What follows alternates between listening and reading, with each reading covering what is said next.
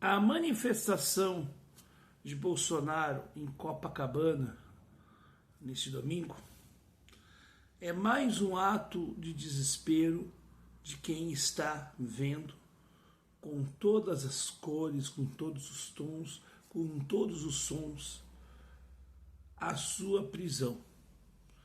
Primeiramente vai vir no dia 25 de março a condenação. Aliás, condenação não, vai se tornar réu, melhor dizendo, o Bolsonaro. E logo depois o processo andando, evidentemente que verá a condenação, porque as provas são muito robustas, estão aí para quem quer ver. O relatório da Polícia Federal mais o parecer da PGR evidenciam isto. Mas é claro que vivemos um Estado democrático de direito e, portanto, o Bolsonaro tem o direito de se defender, de mostrar evidências contrárias a isto. Ele não conseguiu. Até agora, a única coisa que Bolsonaro conseguiu fazer foi simplesmente acusar e falar mentiras. Falsas acusações, mentiras o tempo todo e nada respondendo a nenhum item daquilo que está colocado ali. Então, meus caros, a gente sabe o roteiro. A manifestação de ontem foi um erro estratégico de Bolsonaro. Bolsonaro regimentou 18 mil pessoas, porque para mim, olha, 100 mil pessoas, 200 mil pessoas ali não tinham. Desculpa, não tinha. Para mim, o número de 18 mil é o mais adequado, não porque se me satisfaz, mas pelos clarões que a gente vê na praia de Copacabana. Tanto é que a manifestação de Bolsonaro, e parece que eu não vi ninguém falar a respeito disso, mas eu tive essa sensação, esta manifestação, ela tirou o público que vai à praia. Então, o cara que vai à praia, que não tem nenhuma vinculação partidária, política, e que no domingo mora no Rio, está na praia de Copacabana, quer ir para a praia, esse cara não estava lá. Então, esvaziou-se a praia por conta disto. E tendo também um evento esportivo, um concomitante, no outro canto de Copacabana, transmitido pela Globo.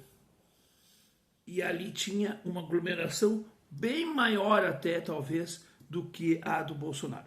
Isso também tem que ser colocado e ser levantado. Não vi ninguém falar a respeito disto, mas é importante dizer.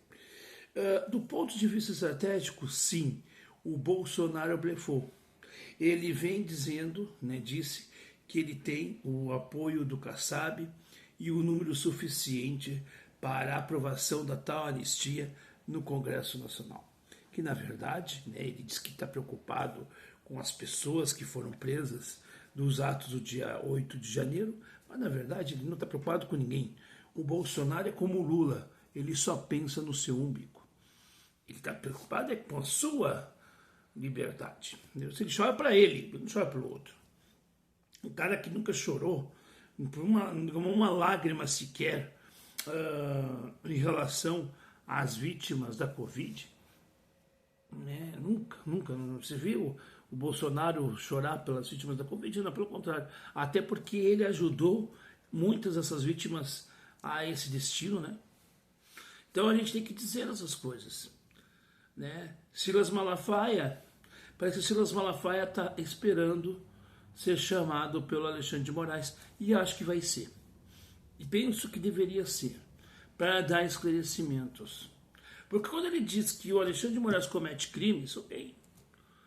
Eu, como Alexandre de Moraes, eu perguntaria: o senhor vem aqui dizer quais são os crimes que eu cometi?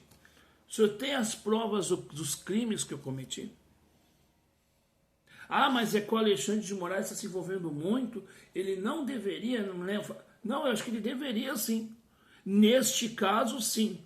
Porque se alguém está me acusando de alguma coisa, a própria lei diz que cabe o ônus da prova a quem acusa. E que é uma coisa que o bolsonarismo nunca teve, é o ônus da prova. Eles te acusam sem a prova. Não, mas vai me acusar? Então traga a prova. Traga a prova, porque você pode até me acusar, achar que é uma coisa, nós verificarmos e tu está equivocado. Não quer dizer que você me acusou de má fé. Agora, quem vem com uma coisa e não tem como comprovar, é uma acusação de má fé. Que coisa patética, senhor Malafaia. Que coisa patética. Misturando, né, a religião com os interesses, ou com os interesses, como diria Brizola, políticos. Agora, mais patético ainda é o falso, moderado governador de São Paulo. O legítimo poste de Bolsonaro. O reserva do Bolsonaro. Aquele que vai de camiseta azul da seleção CBF. Para não se dizer extremista. Mas come e anda com os extremistas. E, quando convém, fala como extremista. E quando não lhe convém, ele tenta dar um ar de eu sou bonzinho. Eu não sou, eu sou inofensivo. É por isso que ele lá, no ato do Lula, ele alisou o Lula. E aí, quando as pessoas foram lá e vaiaram o Tarcísio, sei que muitos ali eram fanáticos petistas, é verdade. Mas eles tinham razão de vaiar o Tarcísio. Porque o Tarcísio é isso. Ele diz uma coisa aqui, outra lá.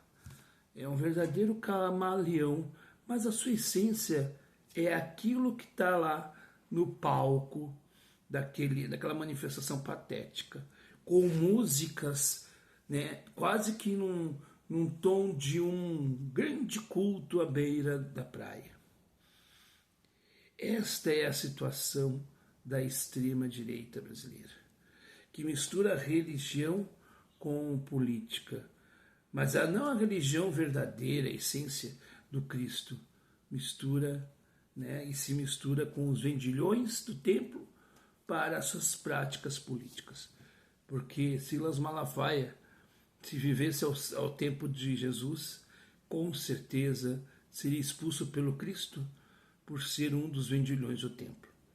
Portanto, meus caros, esta manifestação ela não vai redundar em nada que não seja a condenação do Bolsonaro, não vai alterar os passos, né, judiciais, e mesmo que eventualmente tenha a aprovação de uma lei da anistia, ela é inconstitucional.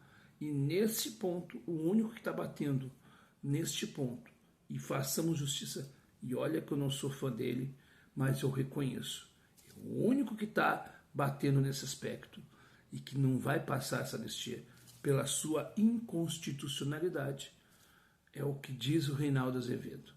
É isto que vai acontecer. Eles vão tentar, o STF vai derrubar, o processo continuará e eles vão ter mais um momento de vitimismo dizendo que o STF faz uma ditadura. Que ditadura? Ditadura é o que vocês defenderam. Vocês mesmos que disseram que autorizavam. Vocês mesmos que adoram o brilhante Ustra. Vocês mesmos que dizem que os desaparecidos não é Bolsonaro, né? Que tu não é cachorro para procurar osso. Hipócritas, eu tenho cada vez mais nojo de vocês.